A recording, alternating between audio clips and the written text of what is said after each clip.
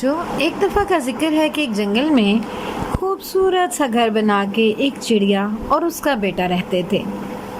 चिड़िया और उसका बेटा यानी चिड़ा बहुत खुश जिंदगी गुजार रहे थे। चिड़िया दाना दुनगा चुगती और अपने घोंसले में लेके आती। इसी तरह से चिड़ा भी सारा दिन दाना दुनगा चुगता और अपने घर में लेके आता। लेकिन कुछ दिनों से चिड़िया महसूस कर रही थी कि चिड़ा बहुत उदास सा रह रहा था। उसको अपने बेटे की परवाह थी। वो सोचती आखिर ये क्यों गुमसुम सा रहता है। उसने उसका हल निकाला। उसने सोचा कि इसकी शादी कर दूंगी और इसी मंसूबे पर अमल करने के लिए अभी वो सोच ही रही थी कि कुछ अनोखा वाक़या हो गया। चिड़ा जो कि उसका बेटा था वो अपनी मर्जी से एक दुल्हन ब्याह लाया। उसने बहुत खूबसूरत नीली चिड़िया से शादी कर ली। अब चिड़े की माँ को थोड़ा दुख तो हुआ, लेकिन वो खुश भी थी कि चलो खैर है, बेटे का घर तो बस गया।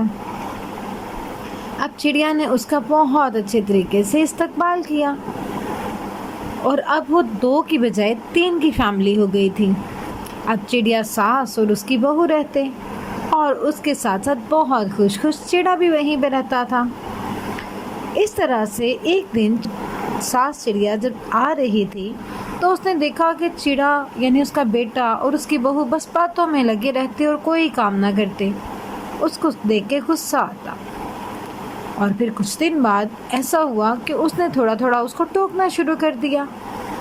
जैसे कि चिड़िया बहू एक दिन सुबह सुबह जब सो के उठी तो सास चिड़िया पहले से उठी हुई थी और कीड़े मकोड़ों का शिकार करके लाई।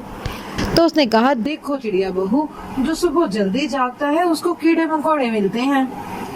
तो चिड़िया बहू कहने लगी, तो उन कीड़ों का क्या जिनको चिड़िया खा जाती है। सास चिड़िया तो हैरान रह गई कि ये जवाब भी देती है। खैर उसने कहा, देखो बहू, तुम्हें तो सुबह सुबह उठना पड़ेगा। चिड़िया बहू बोली, भाई मैं तो आराम करूंगी, काम तो सारा दिन होते ही रहते हैं।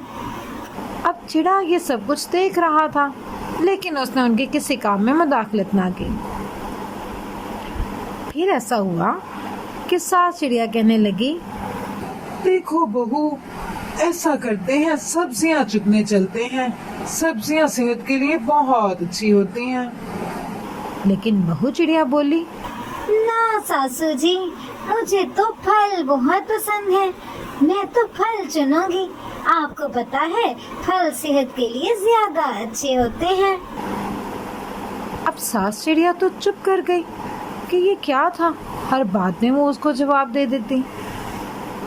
उसने चिड़े से कहा कि तुम भी तो कुछ बोलो। वो कहने लगा, मैं क्या बोलूं? वो तो सही कह रही है। जाहिर है फल तो सेहत के लिए बहुत अच्छे होते हैं। इस तरह से सास चिड़िया थोड़ा चुप सा कर गई। और फिर कुछ दिन बाद ऐसा हुआ कि जब सास चिड़िया घर पे आई तो उसने देखा कि बहू चिड़िया घर का कुछ सामान बाहर फेंक रही थी। उसको थोड़ा गुस्सा आया। कहने लगी, ए बहू, क्या करती हो? घर का सामान बाहर फेंक रही हो? तुम्हें पता है ये मेरे जहेज का सामान है, तुम इसको बाहर क्यों फेंक रही हो? तो बहू चिड़िया बोली, सासू जी देखो ना, घर में नया सामान आ गया है तो पुराने की क्या जरूरत है। तो ऐसा करते हैं, घर को नए तरीके से सजाते हैं। सास चिड़िया को तो बहुत गुस्सा आया कि ये क्या हो गया। अब तो उसकी हुकूमत करने का वक्त था और अब उसकी हुकूमत खत्म हो रही थी।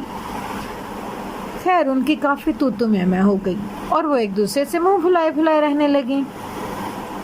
अब चिड़ा बेचारा तो बीच में पिस के रह गया था। वो माँ की बात करता तो बीवी बुरा मान जाती, बीवी की बात करता तो माँ बुरा मान जाती। वो भी कुछ खामोश सा हो गया। अब कुछ दिन बाद ऐसा हुआ कि सास चिड़िया बीमार पड़ गई। अब बहू चिड़िया सारा दिन दाना दुनगा चुगती, सास के लिए भी लाती, घर की सफाई भी करती और अपनी सास की देखभाल भी करती। तो चिड़ा ये देखता कि अब तो माँ जरूर खुश होगी और ऐसा हुआ भी। माँ वाकई बहुत खुश हुई और कहने लगी, माफ करना चिड़िया बहू, मुझसे गलती हो गई। मुझे समझना चाहिए था कि नई नस्ल जाहिर है अपने तरीके से चलती है, हम बुजुर्ग उनको अपने तरीके से चलाना चाहते हैं। तो चिड़िया बहू बोली, नहीं माँ जी, गलती मेरी भी थी। मुझे भी समझना चाहिए था कि जाहिर है बड़ों के भी कुछ अरमान होते हैं, अपनी कुछ ख्वाहिशात होती हैं। आइंदा मैं इस बात का ख्याल जरूर रखूंगी। और इस तरह से दोनों की सुलह हो गई। अब चिड़ा बहुत खुश हुआ, क्योंकि सास बहू की लड़ाई में हमेशा नुकसान बेटे का ही होता है। और इस तरह से चिड़ा अब खुश हो गया, क्योंकि उसकी बीवी और सास दोनों अच्छी सहेलियां बन गई थीं।